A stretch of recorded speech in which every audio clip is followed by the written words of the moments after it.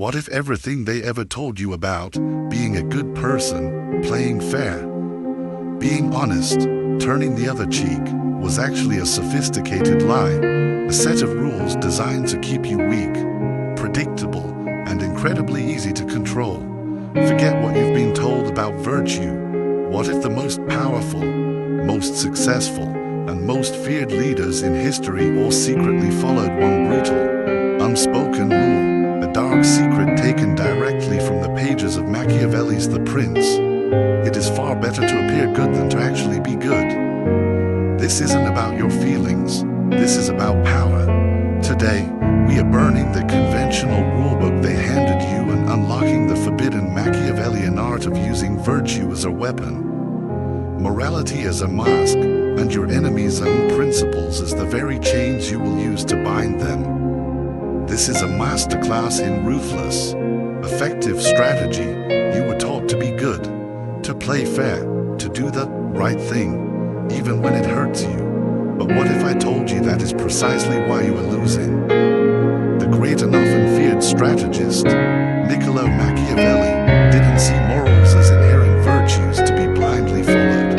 He saw them as powerful weapons, but only when they are used strategically. Blind morality, in his view, wasn't noble, it was a profound, exploitable weakness. And in the real world, the world of power, weakness invites one thing and one thing only: domination. As Machiavelli himself wrote in his infamous book, The Prince, a man who wishes to make a profession of goodness in everything is bound to come to ruin among so many who are not good. So, if you truly want to survive, let alone thrive, in a world that is fundamentally built on deception, on power plays, and on constantly shifting alliances, you must first have the courage to burn the comfortable, idealistic script they gave you, because the very people who so eagerly told you to do the right thing are often the same ones who do not follow those rules themselves. Let's begin with the first layer of this dangerous, liberating truth: how conventional morality is systematically weaponized against you, and how a mind like Machiavelli's would dismantle that entire illusion, piece by painful piece. Brutal truth number one: your morals are a blueprint for your defeat. A conventionally moral person proudly says, "I would never lie, I could never betray someone, I always treat people the way I want to be treated." It sounds admirable, doesn't it? It's noble, it's righteous. But to a mind like Machiavelli's, that public declaration of your values is a publicly available blueprint. It is a roadmap. It is a cheat sheet that tells your enemies exactly how to manipulate you. Because when your values are static and predictable, your enemies don't need to overpower you with brute force. They just need to skillfully create situations where your own morality traps you like a cage. You are too loyal to leave a bad situation. You are too honest to protect yourself with a necessary lie. You are too kind to effectively retaliate when you are attacked. And while you are busy holding yourself to your own sacred, internal principles, they are ruthlessly exploiting every single weakness that you have just so helpfully revealed to them. Never make your core values completely visible and predictable. If they cannot predict your lines, they cannot control the game. You must learn to be fluid, to be adaptable, to be capable of appearing perfectly virtuous while doing exactly what is necessary for your survival and advancement. Because, as Machiavelli understood, power in this world doesn't belong to the most righteous man, it belongs to the most unreadable man.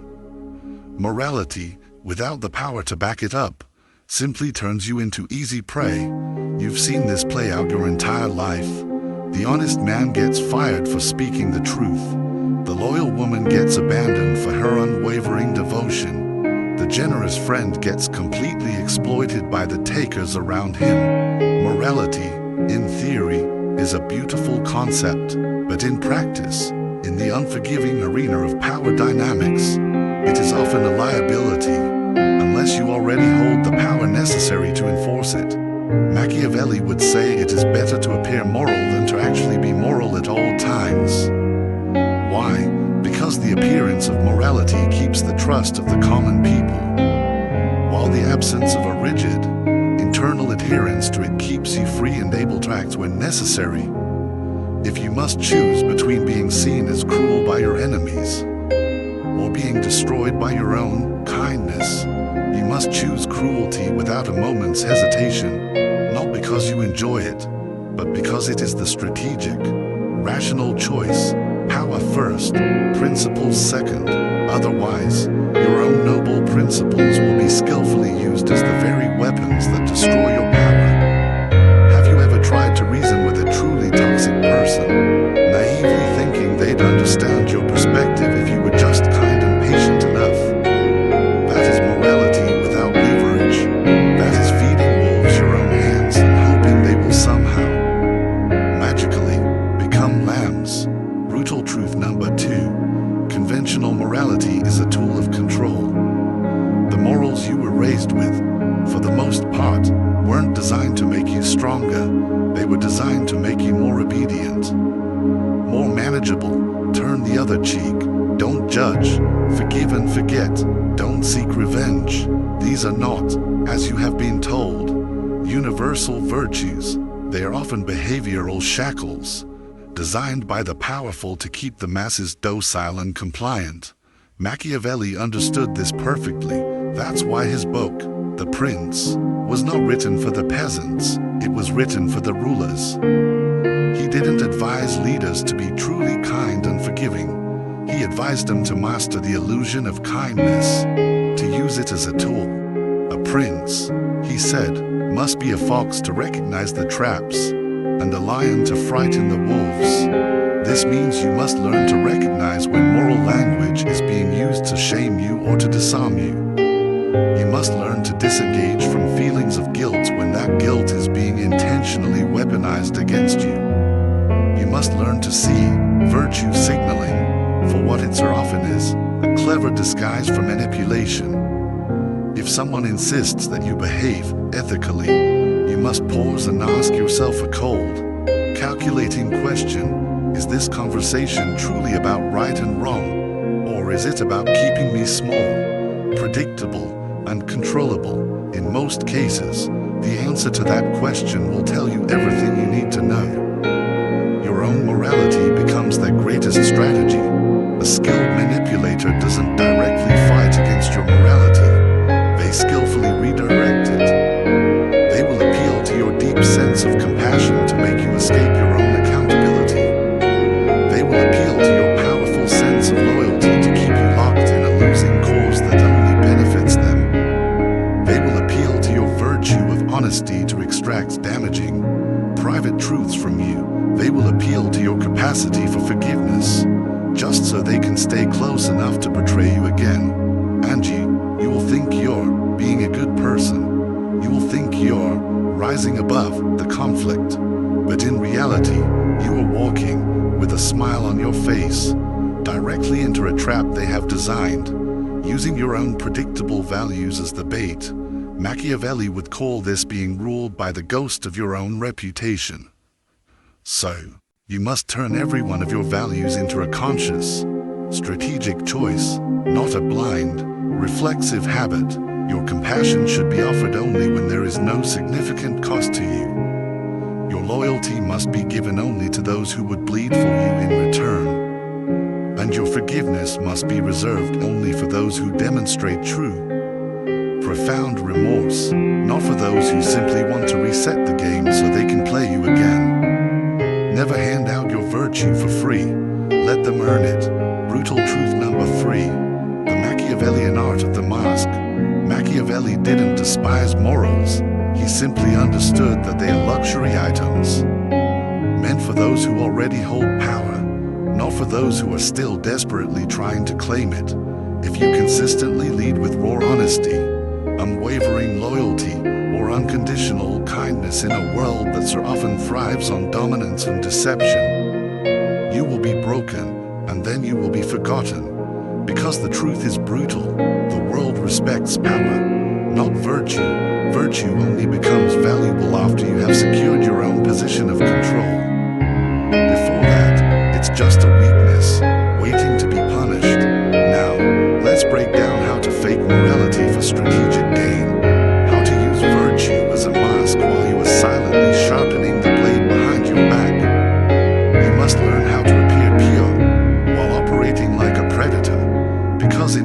Machiavelli's world, only one kind of person truly survives and thrives, the one who knows when to be a saint and when to become a shadow.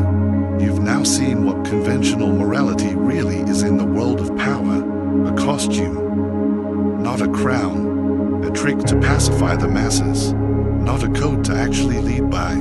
And yet, the illusion of morality, that's a different story entirely. Because here's the next brutal truth you must embrace: those who skillfully appear moral often hold far more power than those who actually are moral. Why? Because morality, when worn like your actual skin, makes you predictable, but morality, when worn like a removable mask, makes you completely untouchable. This is the Machiavellian art of virtue manipulation. You're not here to destroy the idea of goodness. You are here to learn how to use it as a weapon. You must appear good to disarm the weak, while you are secretly acting with cold, calculated strategy. Machiavelli didn't say you must be evil. He said it is unnecessary for a prince to have all the good qualities, but it is very necessary to appear to have them. So, you appear honest, you appear fair, you appear kind, but when the time comes to strike, you strike with absolutely no hesitation. This is how the most effective manipulators in the world move. They look pure, trustworthy, even harmless, until they make their move. And by then, for their victims, it's already too late. Think of the politician who smiles warmly as he guts your freedoms. The business leader who preaches about compassion while crushing his competition. The partner who speaks endlessly of loyalty while secretly keeping their options open behind the scenes.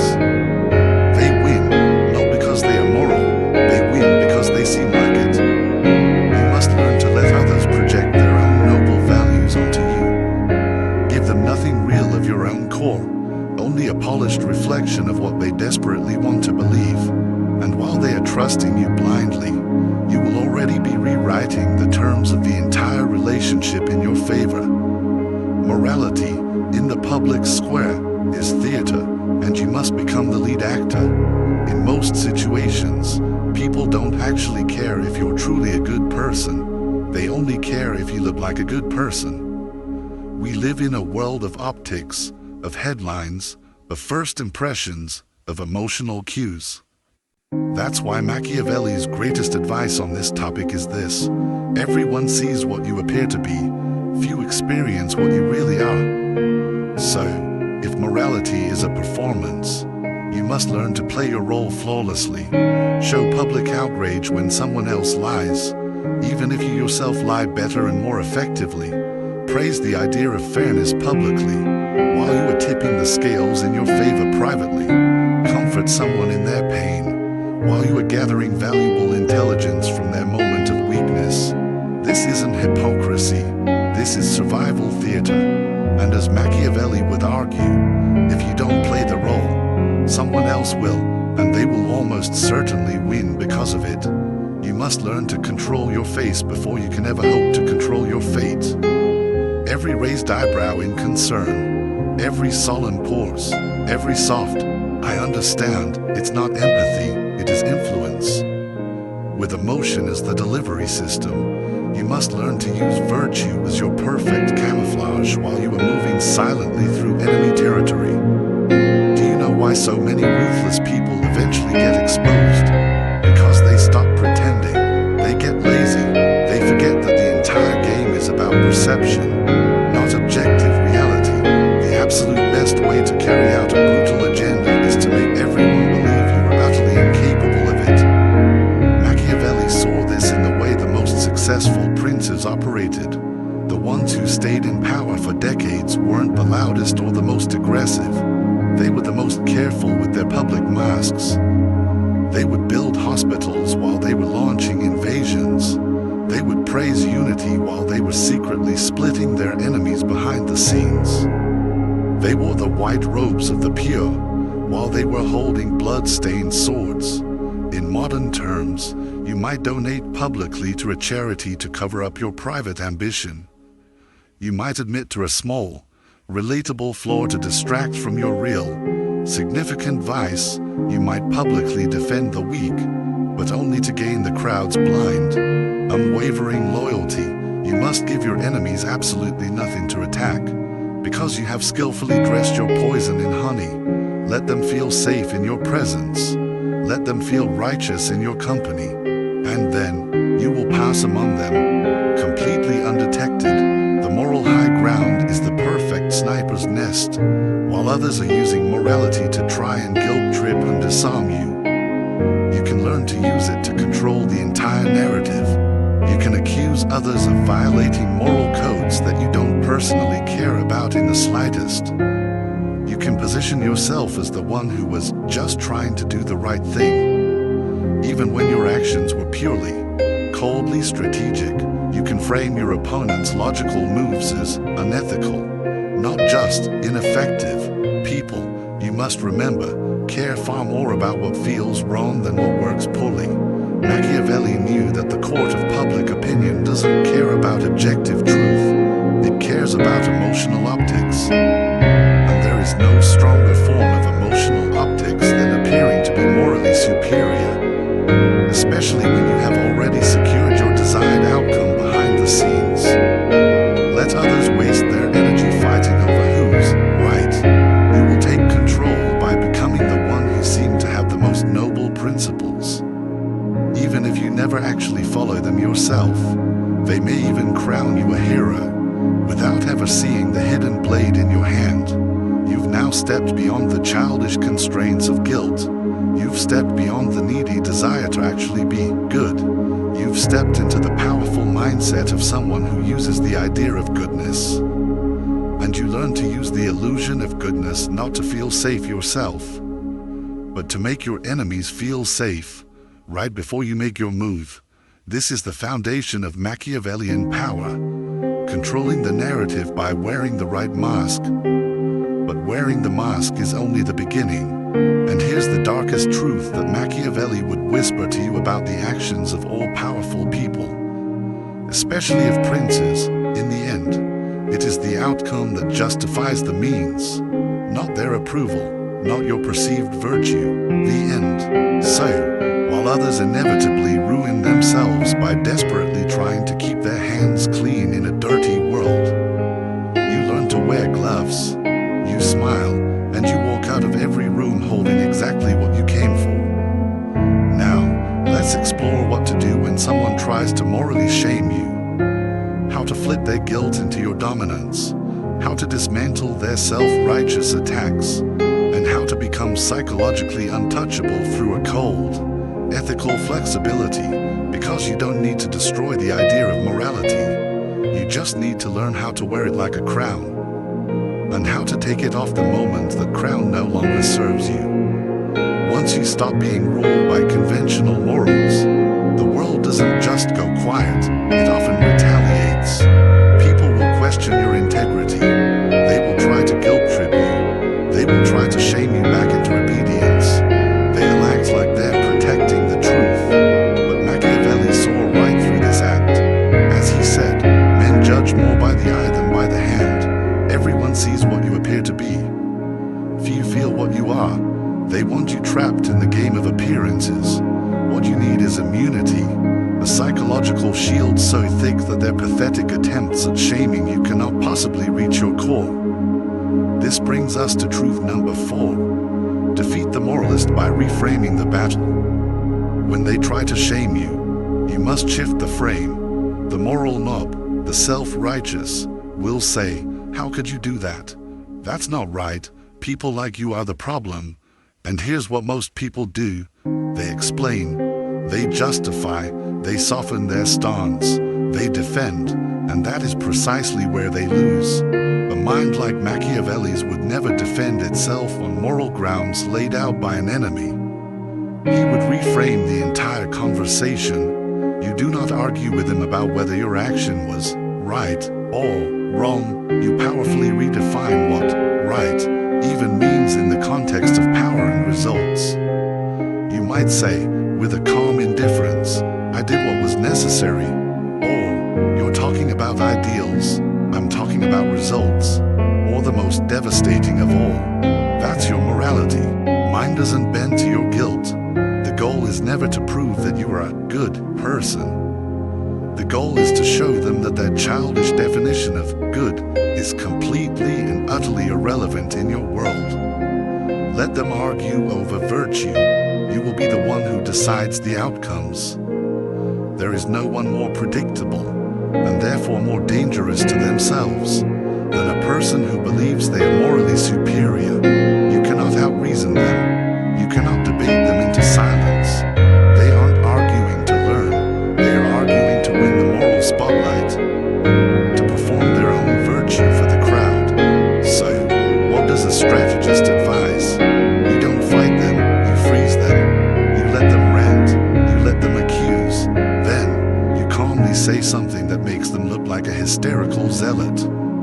For example, you seem very emotional about this. Or, it's just business, not a sermon. You take all the air out of their righteous outrage. You show the audience that you are the one in control, while they are merely performing. Righteousness without a coherent strategy is just noise, and when you expose it as such, they deflate. You must also learn to recognize when morality is just a disguise for control. Here's one of Machiavelli's coldest and most useful insights. He who wishes to deceive will always find someone who is willing to be deceived. And some of the most effective deceivers in the world are those who use the language of morals to manipulate. They don't say, "Do this because I need it." They say, "Do this because it's the right thing to do." Translation: do this because I've trapped you in an invisible social contract you never actually signed. You must learn to decode these phrases. A good person would really means a submissive person would. Don't you care really means let me weaponize your own empathy against you. If you were truly loyal, you'd really means let me guilt you into surrender. You must never respond to the moral frame they present. You must respond to the underlying tactic. Instead of defending your loyalty, you say, loyalty doesn't mean blind obedience. Instead of defending your kindness, you say, kindness without standards is just weakness in a pretty costume. You expose the mechanism, and it instantly loses its power. This brings us to the final and most advanced truth. Truth number 5. Your morality must be a weapon, not a chain. Let the world believe you're guided by conventional ethics. Right up until the moment it's no longer convenient for you. Why? Because people relax around perceived boundaries. They stop watching you so closely. They make assumptions. They tell you their secrets. When they think you'll never strike because you're too good, that is the precise moment you must be ready to strike the hardest. Now, this doesn't mean you betray people recklessly. It means you time your ruthlessness with surgical precision. You might turn the other cheek 3 times, reinforcing their belief in your passivity.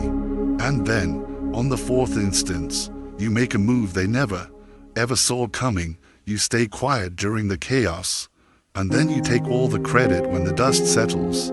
You might offer second chances, and then cut them off completely, exactly when they are expecting your forgiveness. You must use your established reputation for goodness as your ultimate camouflage. The longer you can play the scent, the harder your shadow will hit when it finally, inevitably, emerges. Remember, guilt is the rope they will try to tie around your neck. So, you must cut it. The final internal weapon of those who use morality to control you is your own feeling of guilt. And here's the truth that Machiavelli would burn into your mind. Guilt is a leash, and it is only used by those who fear your freedom. People try to make you feel guilty when they want you to stop pursuing your own goals, when they want you to prioritize their emotions over your success, or when they want you to self-regulate so they don't have to directly challenge you. The fix for this isn't to become a heartless monster. It's to understand that guilt is only valid when you have actually, objectively done wrong, not when someone else simply feels inconvenienced by your independence. When someone tries to make you feel guilty, you must ask yourself, did I break a real, fundamental rule of honor, or did I just shatter someone else's comfortable illusion of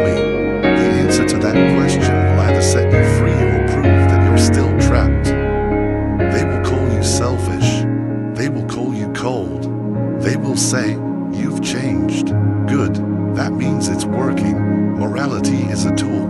You must be the one who chooses when to lift it and when to put it down. The moment you begin to carry it like a heavy chain, you have already lost the war for your own mind. Now that you've learned how to manipulate the illusion of morality, how to survive and dominate in a world that tries to use it against you, you are ready for the Machiavellian code of ethical power. Because once you stop being ruled by their morals, the world doesn't go quiet, it retaliates. The truly dangerous are not those who have no morals. The truly dangerous are those who completely control their own morality, who can turn it on and off like a weapon, depending on what the situation demands. This is the code where you learn to choose your values, not to be chosen by them. Your morality must serve you, not enslave you. The reason most people lose is because their values are static, fixed, and naive. They say, "I could never lie, I always forgive," and Machiavelli would shake his head. Because once your enemies know these things about you, they stop respecting you, they start using you. But what if your morality was flexible? What if you could choose when to be honest, when to forgive, and when to protect, and when to destroy? That is real freedom. The most feared man is the one who can be kind, but doesn't have to be. Cruelty without restraint is just barbaric, but kindness without the capacity for controlled cruelty is pathetic. The most powerful people in history were not always cruel, they were capable of cruelty. And that is what made their acts of kindness feel so earned, so rare, and so valuable. If people know you can be kind, but they also know you could crush them, they will treat your mercy like a precious gift. If they know you have no sharp edge, your goodness becomes a joke. Machiavelli would advise, a prince must not mind incurring the charge of cruelty when it is necessary. The key words, when it is necessary. You don't have to enjoy the power games, but you must be willing and able to play them. Be fair, but only when it doesn't cost you your leverage. Be generous, but only when it increases loyalty. Be merciful, but only when your enemies are already on their knees. You must customize your ethics to the situation, not the situation to your ethics. Stop asking, is this the right thing to do? And start asking the more powerful question, will this bring me closer to control? Or further from it? The world doesn't reward righteousness, it rewards results. The ultimate Machiavellian truth is this: you are the law. There is no universal code. There is no fixed moral compass. There is no right thing, except for that which keeps you alive, ascending, and in control. You write your own code. You choose your own virtues. You define your own line between cruelty and compassion. Most will call this evil, but a mind like Machiavelli's would call it enlightenment. Because at the highest level of power, there is no judge, no jury, no moral tribunal.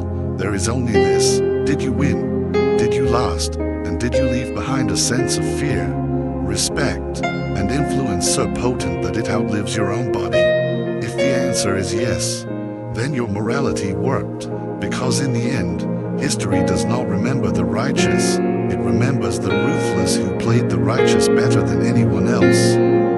You were not born to be a martyr, you were born to be a monarch. Let them keep their purity, you will take the throne. You've now seen how morality is used as a trap, how people disguise control as doing the right thing, how the righteous often manipulate more than the ruthless. But Machiavelli never told you to become evil. He didn't say to burn your soul just to gain power. What he taught, in secret, between the lines, is how to wield morality like a sharp blade, instead of wearing it like a heavy chain. If this message has awakened something in you, if you are ready to stop playing by their rules and start writing your own, then I want to give you a very strong call to action. Like this video to signal that you understand this deeper game. Share it with someone you know who is too good for their own good. And most importantly, subscribe to this channel and turn on all notifications, because this is just the beginning of your education in real power. Finally, I want you to make a declaration in the comments below. Type, I am the law. Let that be the first line of your new code.